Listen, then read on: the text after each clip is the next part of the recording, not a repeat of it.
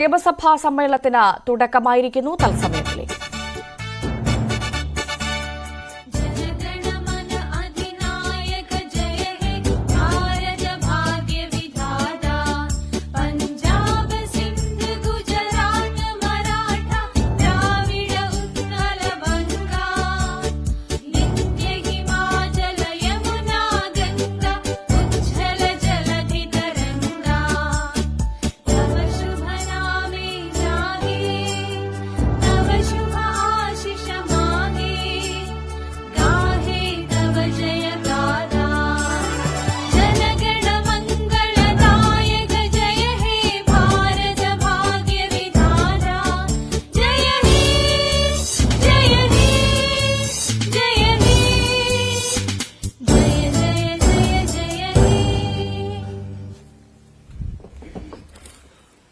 ചോദ്യം number 1 Shri M മണി, ബഹുമാനപ്പെട്ട ഭക്ഷ്യ പൊതുവിതരണ വകുപ്പ് മന്ത്രി. സർ, ഉണ്ട് 2011 സെൻസസിന്റെ അടിസ്ഥാനത്തിലാണ് സംസ്ഥാനത്തുള്ള റേഷൻ മുൻഗണനാ അംഗങ്ങളുടെ പരിധി കേന്ദ്രം നിശ്ചയിച്ച് നൽകിയിട്ടുള്ളത്. എന്നാൽ നിലവിൽ സംസ്ഥാനത്തെ ജനസംഖ്യയും റേഷൻ കാർഡുകളുടെ എണ്ണവും വർദ്ധിച്ചിട്ടുള്ളതനുസരിച്ച് മുൻഗണനാ പരിധി വർദ്ധിപ്പിച്ചിട്ടില്ല. അനർഹർ സ്വമേധയാ സറണ്ടർ ചെയ്തതും ഓപ്പറേഷൻ യെല്ലോ ഉൾപ്പെടെയുള്ള പരിശോധനാ നടപടികളിലൂടെ ലഭ്യമായതുമായ മുൻഗണനാ കാർഡുകൾ അർഹരായവരുടെ കൈകളിൽ യഥാസമയം എത്തിച്ചു വരികയാണ്. സംസ്ഥാനത്തിലെ റേഷൻ മണ്ണെണ്ണ വിതരണം ഗുരുതര പ്രതിസന്ധി നേരിട്ടുകൊണ്ടിരിക്കുകയാണ്. കേന്ദ്രം അനുവദിക്കുന്ന മണ്ണെണ്ണ വിഹിതത്തിൽ ഗണ്യമായ കുറവ് വന്നതിനാൽ മണ്ണെണ്ണ മൊത്ത വ്യാപാരികൾ വിതരണം ഉപേക്ഷിക്കുന്ന സ്ഥിതി ഉണ്ടായിട്ടുണ്ട്. ജില്ലകളിൽ മണ്ണെണ്ണ മൊത്ത വ്യാപാരികൾ കുറയുന്നത് റേഷൻ മണ്ണെണ്ണ വിതരണത്തെ പ്രതിസന്ധിയിലാക്കിയിട്ടുമുണ്ട്. റേഷൻ പഞ്ചസാര സബ്സിഡി നിലവിൽ AAY വിഭാഗത്തിന് മാത്രമായി കേന്ദ്ര സർക്കാർ പരിമിതപ്പെടുത്തിയിട്ടുണ്ട്. സർ, ബിയും സിയും 2013 ഭക്ഷ്യഭദ്രതാ നിയമം സംസ്ഥാനത്ത് നടപ്പാക്കുന്നതിന് മുമ്പ് പ്രതിവർഷം 16 ലക്ഷത്തോളം മെട്രിക് ടൺ ഭക്ഷ്യധാന്യം സംസ്ഥാനത്തിന് ലഭിച്ചിരുന്നു. എന്നാൽ നിലവിൽ സംസ്ഥാനത്തിന് 14,4 ലക്ഷം മെട്രിക് ടൺ ഭക്ഷ്യധാന്യം മാത്രമാണ് പ്രതിവർഷം ലഭിക്കുന്നത്. ടൈഡ് ഓവർ വിഹിതമായി ലഭിച്ചിരുന്ന ഭക്ഷ്യധാന്യത്തിൽ കുറവ് വന്നിരിക്കുകയാണ്. പ്രസ്തുത വിഹിതം വർദ്ധിപ്പിച്ച് നൽകണമെന്ന് നിരവധി തവണ കേന്ദ്രത്തോട് അഭ്യർത്ഥിച്ചെങ്കിലും സംസ്ഥാനത്തിന്റെ ആവശ്യം നാളിതുവരെ പരിഗണിച്ചിട്ടില്ല. Sir, open market sales scheme പദ്ധതി പ്രകാരമുള്ള ഭക്ഷ്യധാന്യം FCയിൽ നിന്നും ടെൻഡർ നടപടി മുഖേന വാങ്ങുവാൻ സംസ്ഥാന ഏജൻസികൾക്ക് മുൻപ് സാധിക്കുമായിരുന്നു.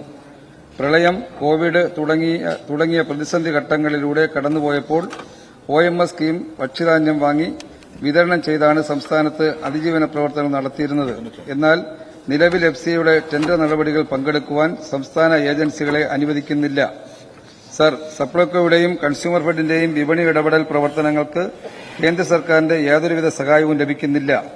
ഭക്ഷ്യക്കമ്മി സംസ്ഥാനമായ കേരളത്തിലെ ഉപഭോഗത്തിന് പ്രതിവർഷം ഉദ്ദേശം 40 ലക്ഷം മെട്രിക് ടൺ അരി ആവശ്യമാണ്. 14,4 ലക്ഷം മെട്രിക് ടൺ മാത്രമാണ് പൊതുവിതരണ സംവിധാനത്തിലൂടെ വിതരണം ചെയ്യുന്നത്. ഇതിൽ സംസ്ഥാനത്തെ കർഷകരിൽ നിന്ന് നെല്ല് സംഭരണ പദ്ധതിയിലൂടെ സംഭരിച്ച് അരിയാക്കി വിതരണം ചെയ്യുന്ന ഉദ്ദേശം 5 ലക്ഷം മെട്രിക് ടൺ കഴിച്ച് ബാക്കിയാണ് FCയിൽ നിന്ന് വിട്ടെടുക്കുന്നത്. നെല്ലുൽപാദകരായ കർഷകർക്ക് താങ്ങുവില MSP ഇനത്തിൽ നൽകേണ്ട 1079.51 കോടി രൂപ കേന്ദ്ര സർക്കാർ തടഞ്ഞുവച്ചിരിക്കുകയാണ്. കേന്ദ്ര സർക്കാരിന്റെ ഇത്തരം നടപടികൾ നിയമസഭാ സമ്മേളനത്തിന് തുടക്കമായിരിക്കുന്നു. വൻ വിജയം നൽകിയ ആത്മവിശ്വാസവുമായാണ് പ്രതിപക്ഷം സഭയിലെത്തുന്നത്. MG മിഥുൻ സഭയിൽ നിന്നും വിശദാംശങ്ങളുമായി ചേരും. മിഥുൻ, എന്തായാലും കഴിഞ്ഞ നിയമസഭാ സമ്മേളനത്തിൽ നമ്മൾ കണ്ടത് വളരെ വീറോടുകൂടി പൊരുതുന്ന പ്രവർത്തിച്ച പ്രതിപക്ഷത്തെയായിരുന്നു സഭയിൽ. എന്തായാലും ഇത്തവണ പ്രതിപക്ഷത്തിന് എനർജി കൂടും, അല്ലേ? ഭവ്യ, തീർച്ചയായും. അതായത് സഭാ സമ്മേളനത്തിൽ ഇപ്പോൾ തുറക്കമായിരിക്കുന്നു. ഭരണ പ്രതിപക്ഷ വാക്പോരുകൾക്ക് സാക്ഷ്യം വഹിക്കുക എന്ന കാര്യത്തിൽ ഇത്തവണത്തെ സഭാ സമ്മേളനം മാറുമെന്നുള്ള കാര്യത്തിൽ സംശയമില്ല. എന്തായാലും നമുക്കറിയാം, ഇത്തവണത്തെ ലോക്സഭാ തെരഞ്ഞെടുപ്പിൽ വലിയ വിജയം നേടിയതിന്റെ ആത്മവിശ്വാസത്താണ് പ്രതിപക്ഷം ഇന്ന് സഭയിലേക്ക് എത്തിയിരിക്കുന്നത്. അതേസമയം തുടർച്ചയായ 2ാം ലോക്സഭാ തെരഞ്ഞെടുപ്പിലും വലിയ തിരിച്ചടി നേരിടേണ്ടി വന്ന ഇടതു മുന്നണിക്ക്, പ്രത്യേകിച്ച് ഭരണ മുന്നണിക്ക് വലിയ ക്ഷീണം തന്നെയാണ് സഭയിൽ ഉണ്ടാകാൻ പോകുന്നത്. ഇന്ന് പ്രധാനമായും വാർക്കോഴ ആരോപണമാണ് അടിയന്തര പ്രമേയമായി പ്രതിപക്ഷം മുന്നോട്ട് വെക്കാൻ പോകുന്നത്, ഉന്നയിക്കാൻ പോകുന്നത്, ഇതിനെ എങ്ങനെ ഭരണമുന്നണി പ്രതിരോധിക്കുമെന്നുള്ളതാണ് നമുക്ക് ഇനി കണ്ടറിയേണ്ടിയിരിക്കുന്നത്. ഇന്ന് രാവിലെയോടുകൂടി ഈ ഒരു വിഷയത്തിൽ വിജിലൻസ് അന്വേഷണം ആവശ്യപ്പെട്ട് പ്രതിപക്ഷ നേതാവ് വി ഡി സതീശൻ ശുപാർശ ചെയ്യണമെന്ന് ആവശ്യപ്പെട്ട് കത്ത് നൽകിയിരിക്കുന്ന ഒരു പശ്ചാത്തലം കൂടിയുണ്ട്. ബാർക്കോഴ വിവാദവുമായി ബന്ധപ്പെട്ട് ബാർക്കോഴ വിവാദം വീണ്ടും ഉടലെടുത്തിരിക്കുന്ന സാഹചര്യത്തിൽ അതിൽ ഉദ്യോഗസ്ഥ തലത്തിൽ വലിയ രീതിയിൽ വീഴ്ച വന്നിട്ടുണ്ട്, മന്ത്രിമാരുടെ ഇടയിൽ വലിയ രീതിയിൽ ഗൂഢാലോചന നടന്നിട്ടുണ്ട് തുടങ്ങിയ കാര്യങ്ങളാണ് പ്രതിപക്ഷം പ്രധാനമായും ഉന്നയിക്കുന്നത്. ഇക്കാര്യത്തിൽ നേരത്തെ തന്നെ എക്സൈസ് വകുപ്പ് മന്ത്രിയും ഒപ്പം തന്നെ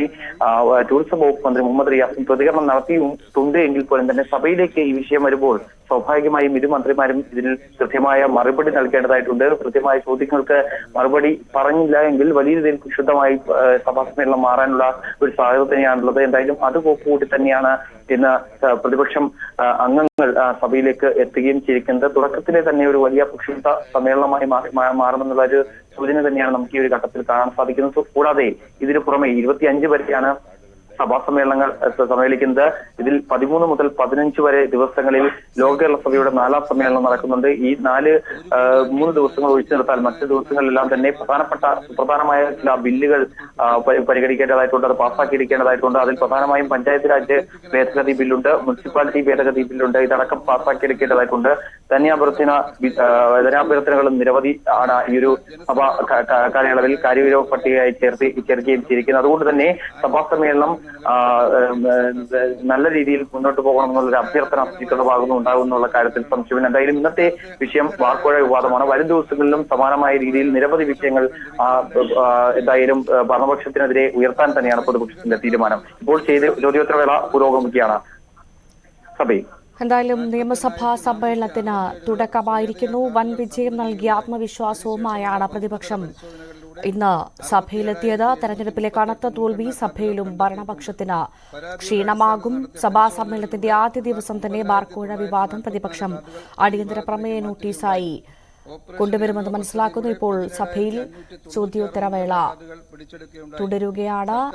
ഭക്ഷ്യമന്ത്രി സംസാരിക്കുന്നതാണ് തത്സമയം പ്രേക്ഷകർ കാണുന്നത്. 4,21,863 മുൻഗണനാ കാർഡുകൾ അർഹരായവർക്ക് ഈ കാലയളവിൽ വിതരണം ചെയ്യുകയുണ്ടായി. ഇതിൽ AAY മഞ്ഞ നിറ കാർഡ് 42,858 ചുവപ്പ് നിറം കാർഡ്, പിങ്ക് കാർഡ് 3,79,005 കാർഡും വിതരണം ചെയ്തു. Sir, second question. സാർ, തെരുവോരത്ത് താമസിക്കുന്ന ഭവനരഹിതർക്ക് ഉൾപ്പെടെ സ്വന്തമായ റേഷൻ കാർഡ് ലഭ്യമാക്കിയ സർക്കാരാണത്. ഈ സർക്കാർ ചുമതലയേൽക്കുമ്പോൾ നിലവിലുണ്ടായിരുന്ന റേഷൻ കാർഡുകളുടെ എണ്ണം ഇനം തിരിച്ച് വിശദീകരിക്കാമോ? ഈ സർക്കാർ ചുമതലയേറ്റ ശേഷം വിവിധ ഇനങ്ങളിലായി ആകെ എത്ര പുതിയ കാർഡുകൾ വിതരണം ചെയ്തിട്ടുണ്ട്? സർ, എല്ലാ കുടുംബങ്ങൾക്കും റേഷൻ കാർഡ് നൽകുക എന്നതാണ് ഈ സർക്കാരിന്റെ നയം. തെരുവോരത്ത് താമസിക്കുന്നവർക്ക് ആധാർ കാർഡിന്റെ അടിസ്ഥാനത്തിലും വാടകയ്ക്ക് താമസിക്കുന്നവർക്ക് വാടകച്ചീട്ടിന്റെ അടിസ്ഥാനത്തിലും കാർഡുകൾ നൽകാൻ ഈ സർക്കാർ നടപടി സ്വീകരിച്ചു. ഈ സർക്കാർ ചുമതലയേറ്റ ശേഷം 4,59,409 പുതിയ റേഷൻ കാർഡുകൾ വിതരണം ചെയ്തു. പിങ്ക് നിറ കാർഡ് 1,03,971, വെള്ള കാർഡ് 3,47,655, ബ്രൌൺ കാർഡ് 7,783. ഭിന്നശേഷിക്കാരായ കുട്ടികൾ ഉൾപ്പെടെ താമസിക്കുന്ന വെൽഫെയർ ഇൻസ്റ്റിറ്റ്യൂഷൻസുകൾക്കായി 7,774 കാർഡുകളും ഈ സർക്കാരിന്റെ കാലത്ത് വിതരണം ചെയ്തു. സാർ, ശ്രീ മുരളി പെരുന്നല്ലി. സർ, സംസ്ഥാനത്തോട് കേന്ദ്ര സർക്കാർ കാണിക്കുന്ന ക്രൂരമായ അവഗണനയുടെ ഭാഗമായി നമ്മുടെ പൊതുവിതരണ ശൃംഖലയിലും ഭക്ഷ്യമേഖലയിലും കടുത്ത പ്രതിസന്ധി നിലനിൽക്കുകയാണ്. ഈ പ്രതിസന്ധിയുടെ ഭാഗമായി സംസ്ഥാനത്തെ മത്സ്യത്തൊഴിലാളികൾ, മണ്ണെണ്ണ മൊത്ത വ്യാപാരികൾ, അതുപോലെ റേഷൻ വ്യാപാരികൾ എന്നിവർ കടുത്ത പ്രതിസന്ധിയിലേക്ക് നീങ്ങിക്കൊണ്ടിരിക്കുകയാണ്. കേന്ദ്ര സർക്കാർ സംസ്ഥാനത്തിന് നൽകേണ്ട ഭക്ഷ്യധാന്യങ്ങൾ, മണ്ണെണ്ണ എന്നിവയുടെ വിഹിതത്തിൽ വെട്ടിക്കുറവ് വരുത്തിയിട്ടുണ്ടോ എന്നും കേന്ദ്രം അനുവദിക്കുന്ന മണ്ണെണ്ണ വിഹിതം കാർഡുടമകൾക്ക് നൽകാൻ പര്യാപ്തമല്ലാത്ത സാഹചര്യത്തിൽ കൂടുതൽ മണ്ണെണ്ണ വേണമെന്നുള്ള സംസ്ഥാന സർക്കാരിന്റെ ന്യായമായ ആവശ്യത്തോട് കേന്ദ്ര സർക്കാർ എടുക്കുന്ന നിലപാട് എന്താണെന്നും വ്യക്തമാക്കാം. സർ, കേന്ദ്ര സർക്കാർ സംസ്ഥാനത്തിന് നൽകി വരുന്ന ഗോതമ്പ് വിഹിതത്തിലും മണ്ണെണ്ണ വിഹിതത്തിലും വലിയ തോതിലുള്ള വെട്ടിക്കുറവാണ് വരുത്തിയിട്ടുള്ളത്. 13/5/2022 കേന്ദ്ര ഭക്ഷ്യ മന്ത്രാലയത്തിന്റെ ഉത്തരവ് പ്രകാരം ട്രേഡ് ഓവർ വിഹിതമായി സംസ്ഥാനത്തിന് നൽകിയിരുന്ന 6,459.74 മെട്രിക് ടൺ ഗോതമ്പ് നിർത്തലാക്കുകയുണ്ടായി.